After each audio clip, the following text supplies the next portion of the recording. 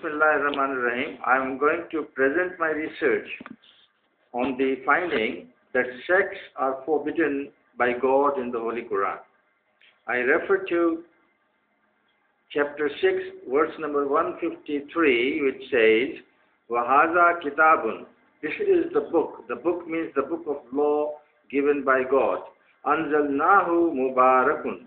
We have revealed this book of law, and this is a good thing for you, a thing of blessing for you. It will bring you happiness. فَاتَّبِعُوهُ. You should therefore follow this book. You should follow the instructions of God given in this book only. وَاتَّقُوا. And avoid any kind of disobedience. Obey all the commands and avoid disobedience, so that you may be protected from anything bad. And لَعَلَّكُمْ تُرْحَمُونَ. In this way, God will be kind to you. This means that He will give you whatever is needed by you in this life as well as in the hereafter. I refer to the core verse now, which says, chapter number 6, verse number 159, إِنَّ الَّذِينَ فَرَّقُوا دِينَهُمْ. All those people who separated themselves from the deen of God, from the code of life given by God, and adopted their different deen or different code of life. Deenahum means their religion, their deen was separated. That means they separated from the deen of God and adopted another deen, another law under which their life was governed. Wakanu Shia. How? Now God explains, they became sects. Shia is the word which is used in the Holy Quran for sect.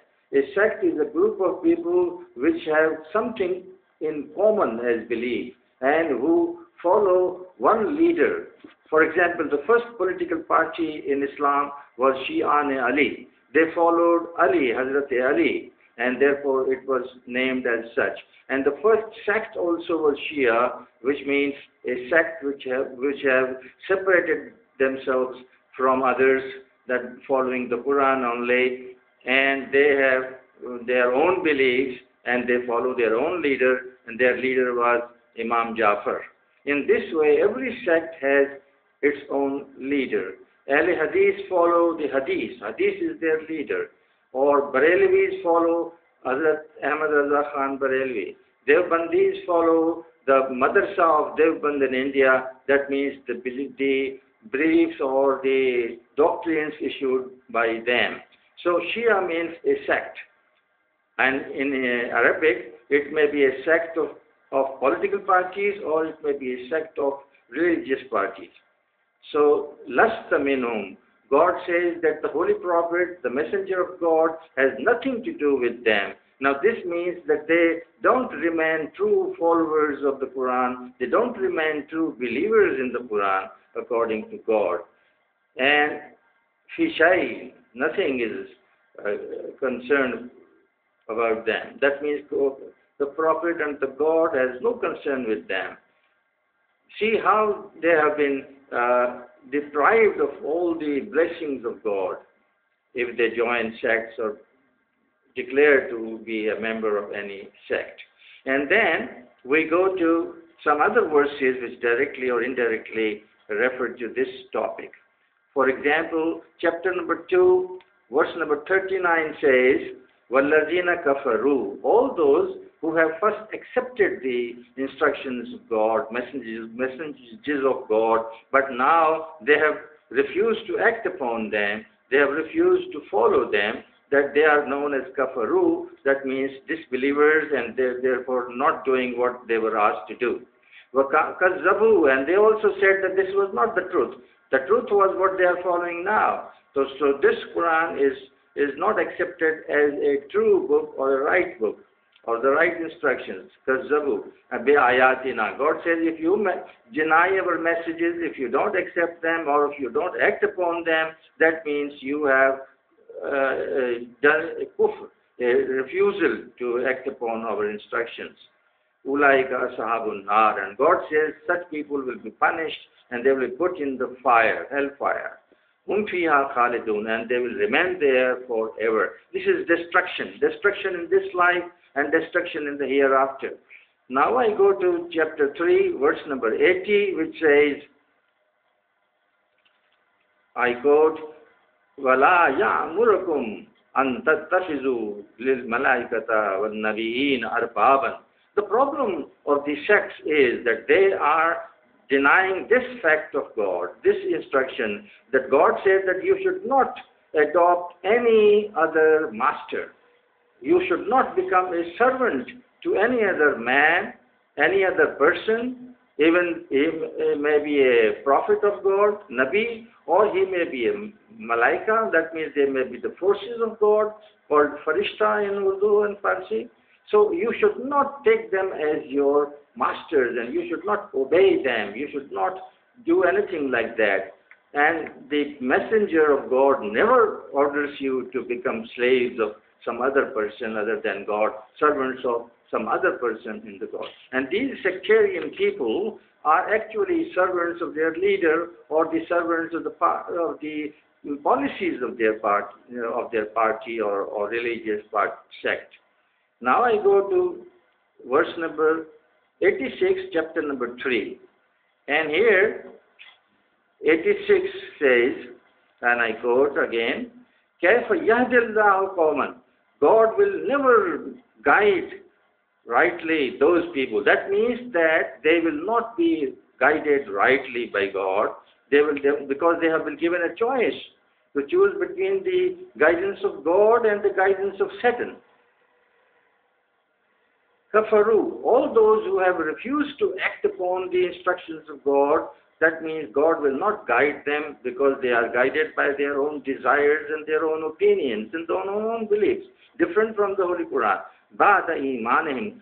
Previously, they had accepted all the instructions of God. They had accepted that they are true and they will follow them. But now they have refused to act upon them, just like some people called Muslims in these days who do not actually act upon the instructions of God because they do not even remember the instructions.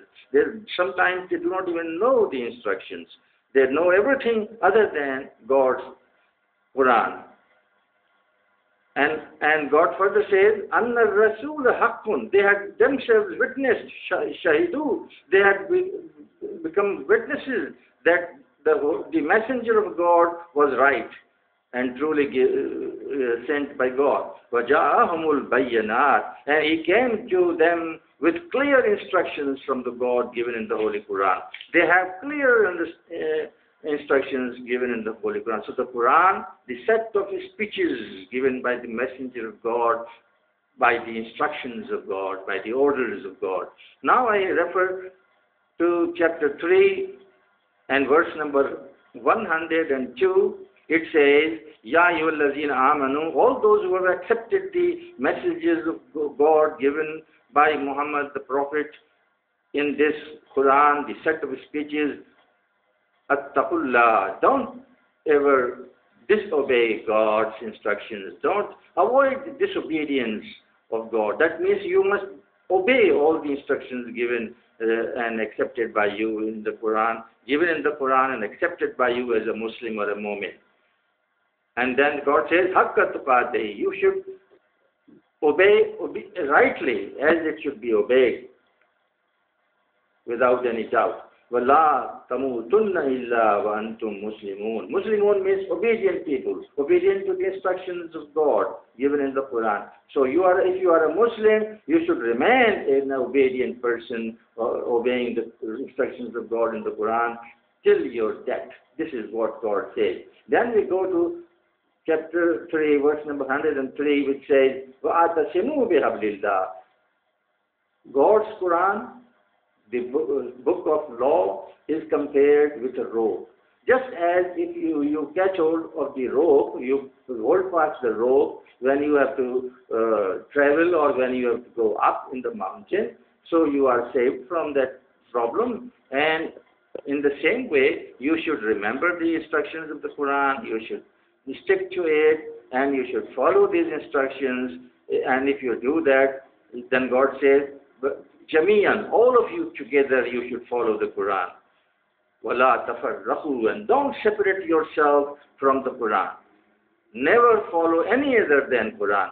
Although you can follow everything which conforms with the Quran, which agrees with the Quran, that is also important. Then we go to verse number 105, which says, وَلَا تَكُونُوا كَالَّذِينَ, don't be like those people who tafarraqu, who separated themselves from the Quran. That means who started following something else and disobeying the Quran, ignoring the Quran, disregarding the Quran, just as some people have done today. وَاخْتَلَفُوا, and they disobeyed, they went against, they disagreed to obey these commands.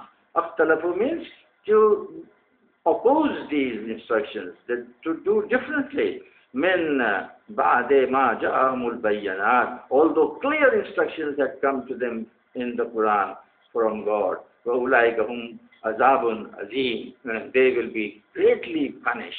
Azabun Azim means great punishment will be given to them in this life as well as in the hereafter. Now I refer to chapter 6, verse number 65, which says, قُلْ هُوَ الْقَادِرُ, say to them, O Prophet, O Messenger of God, that God has rules, laid down laws for everyone in the universe, and He controls all of them through those laws. Qadir, Al-Qadir, ala an yab'asa alaykum azaban, and He is able to punish you all because of disobedience of law. Azaban means punishment. Men fawqikum, from under you, that means floods, etc. Aw min tahti arjulikum, floods as well as from above rains or tempest or something like that. Aw yalbisakum shia, and the third way of punishment is that you will become sects. You will become separated from the Quran and you will form your own beliefs, you will follow some other leader other than the Messenger of God or other than the God Himself, as is given and instructed by Him in the Quran. So Shia is the word used for that. And then God says, what will He do? He will also make you able to kill each other, fight with each other, quarrel with each other, just as Muslims are doing today. And in this way, God clarifies everything repeatedly in this Quran so that you may understand what is right and what is wrong. Now I refer to chapter number 30, and the verse is also 30. Verse 30 of 30 says, فَأَقِمْ وَجْهَكَ لِلدِّينِ حَنِيفًا. Now this means that Aqim is the word which is formed from Qum. Qum means stand. Aqim means you let it stand. That means you establish the deen of God, the laws of God given in the Quran, and you follow them, you obey them and you follow them. And what you should do, Hanifa. Hanifa means concentrate on these laws only. Look at these laws. Don't look anywhere else for guidance.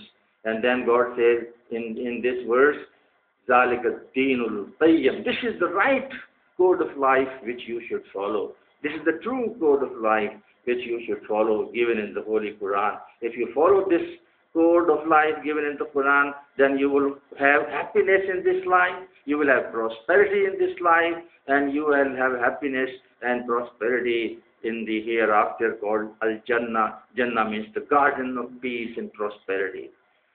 Now I refer to chapter 37, verse number 83, which explains the meaning of Shia. And it says, وَإِنَّ مِنْ شِيَتِهِ لَإِبْرَاهِيمَ, Abraham, the Prophet of God, was also from the group who follows God, the group of messengers, the group of prophets, starting from Noah, who has been referred here before this verse in verse number given above.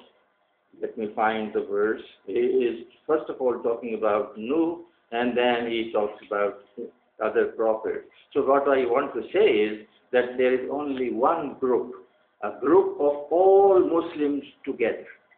This is called Ummah. They have the same original faith, Quran. They have the followers of the Quran. They are all one nation. They should not separate from this nation. Now we go to verse number 42, chapter number 42, verse number 13, which says, and I quote, "Shara lakum min ad-din." Now this is the code of life, which is a shariat for you, a way of life for you, an order, a command for you from God. Shariat means the commands of God given by God in the Holy Quran. This is the only shariat. There is no other shariat than the Holy Quran. Ma wasabihi, and you are advised to obey this. You are ordered to obey this. But by Nuh is also referred as the first prophet. Nuh was also ordered to obey the commands of the guidance of the instructions given by God to him. Wallazi awhayna ilayka, and God had revealed this guidance or these instructions, or called ad-din, the law of God.